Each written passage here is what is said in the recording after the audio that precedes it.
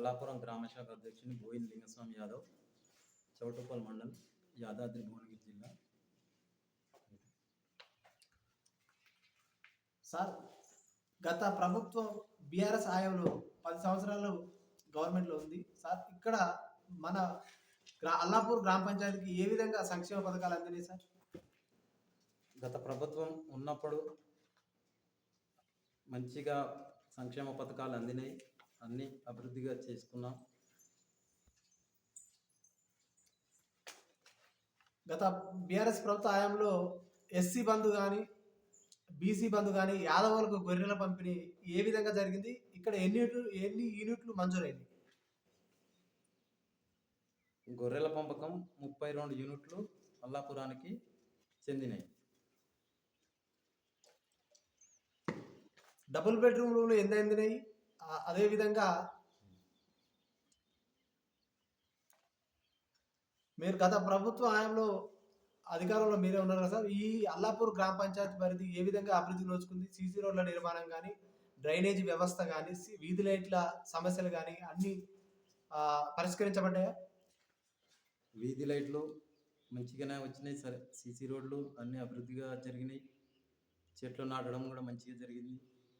వైకుంఠధామాలు మంచిగా జరిగినాయి గత ప్రభుత్వంలో. ఇప్పటికి మంచిగానే ఉంది సార్.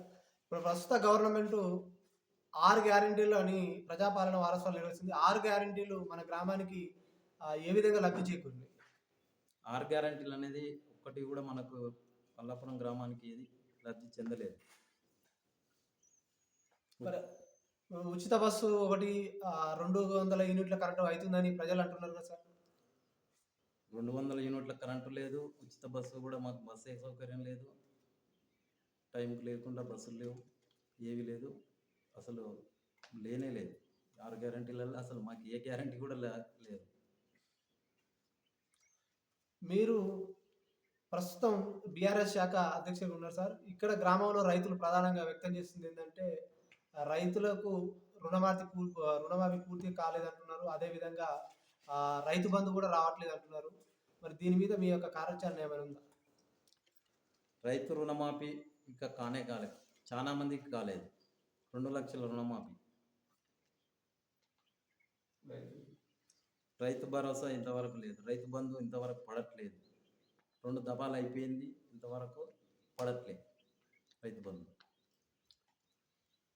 మరి మిషన్ భగీరథ కార్యక్రమం అద్భుతమైన పథకము. అవి మంచినీటి సరఫరా ఇంటింటికి అందుతున్నాయి నల్ల నీళ్ళు? అప్పుడు ప్రభుత్వంలో అందేది నీళ్లు, ఇప్పుడు చాలా కొరతగా అయిపోయింది. వాటర్ తక్కువగా వస్తున్నాయి, వాటర్ వస్తలేవు. గత బీఆర్ఎస్ ప్రభుత్వంలో ఇన్ని అభివృద్ధి కార్యక్రమాలు కొనసాగించాలని అంటున్నారు. మరి ఎమ్మెల్యే ఓడిపోవడానికి కారణం ఏమైంది? ఎమ్మెల్యే అంటే ఇక్కడ డబ్బులు పెట్టి ఎక్కువ ఆయన అరాచకాలు ఎక్కువ చేసుకొని ఆయన అది డబ్బుతోటి మదనపడి చేయడం వల్ల రావడం వచ్చింది అధికారంలో. త్వరలో స్థానిక సంస్థల ఎలక్షన్లు రాబోతున్నాయి సార్. ఎలక్షన్లు అంటే మందు మద్యం ఏర్లే పారుతుంది. దీని కట్టడికి మీరు బీఆర్ఎస్ పార్టీ అధ్యక్షుడిగా ఉన్నారు, గ్రామశాఖ అధ్యక్షుడిగా. మీరు ఓటర్లకు కానీ ఇక్కడ ఉన్న ప్రజానీకానికి ఏ విధమైన సూచన సలహాలు ఇస్తారు?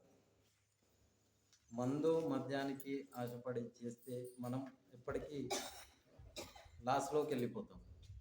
మందు తాగి ఓటేస్తే, మనం పైసలు తీసుకొని ఓటేస్తే మన అభివృద్ధి అంతా పోతుంది.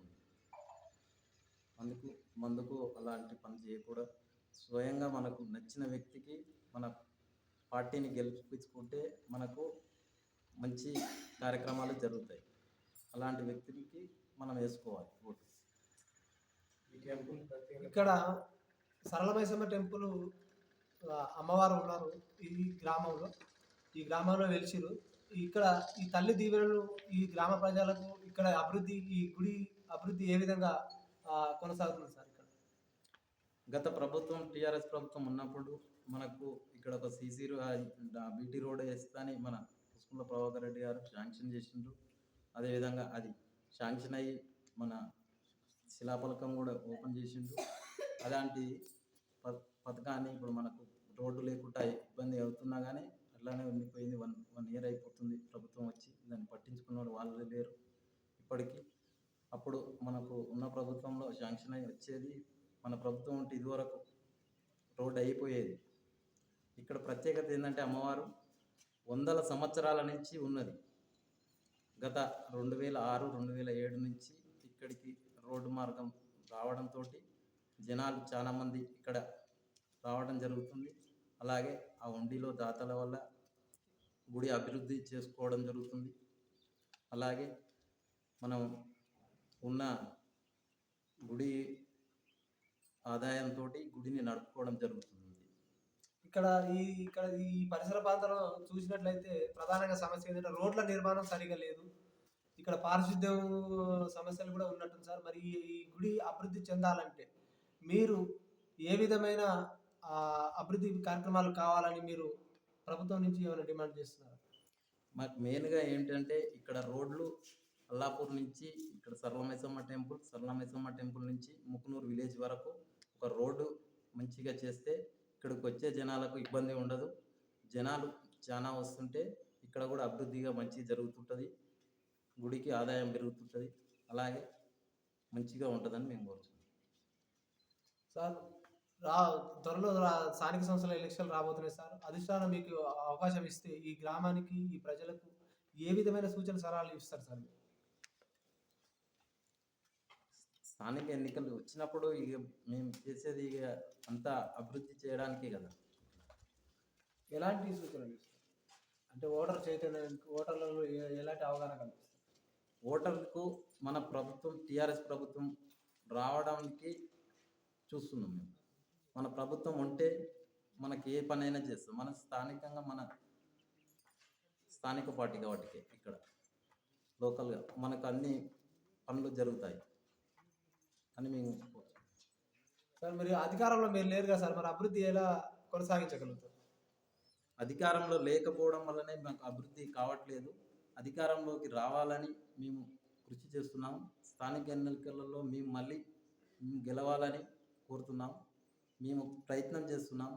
స్థానిక మన ఓటర్లని కూడా చాలా ఇంప్రూవ్ చేసుకుంటున్నాం. అలాగే చేస్తున్నాం. Okay, thank you sir. Cameraman రవితో తెలుగు టీవీ దామోదర్.